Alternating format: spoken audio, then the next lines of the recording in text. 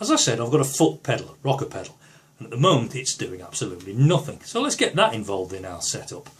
I'm going to use the foot pedal to create a classic filter effect, and I'm going to use the sustain pedal as well to provide some resonance on that filter. I want to set the filter, so I'm going to press menu and then I'm going to scroll down to P filter and press OK. I'm going to use the plus key, the page plus key, to move to the modulation tab, and when you get there you'll see frequency AMS.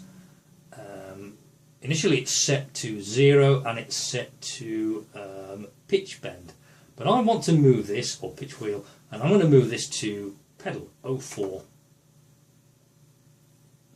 because I've got my foot pedal set to send messages that will actually control that frequency of the filter.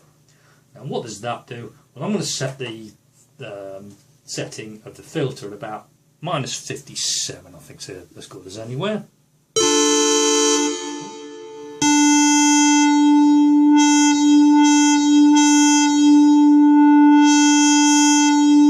And as I move the pedal, you can actually see, or hear, how the pedal is opening and closing the filter, chiseling away at some of the high or low end frequencies to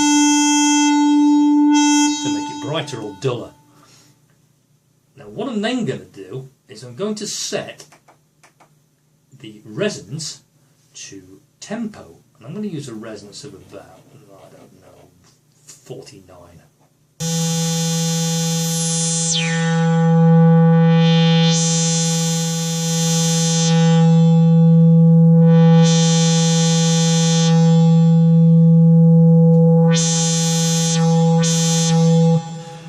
What I'm doing there is adjusting the tempo control, which is adding resonance to the filter as it opens and closes. So you're getting that really classic. Let's try it down here.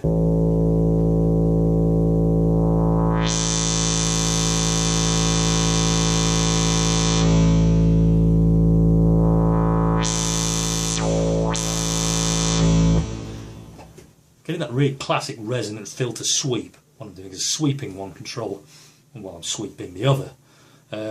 When a filter works, what it does is it chops off certain frequencies. If it's a low pass filter, it's allowing low frequencies through and it's chopping off the high frequencies. If it's a high pass filter, it's allowing the high frequencies to pass and it's chopping the bottom end off. But when that frequency changes and the cutoff starts to occur, you'll get a little blip. That's called resonance, and that resonance peak is being altered by the tempo knob, and it's causing that fizz that you get as I change it. So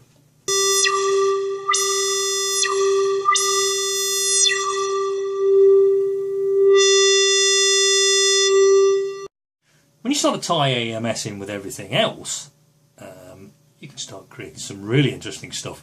This is an arpeggiator, a drum track running, and the arpeggiator is providing a 2-octave arpeggio, and I've also set the foot controller so that that is an alternate source of modulation, and that's going to change the pitch.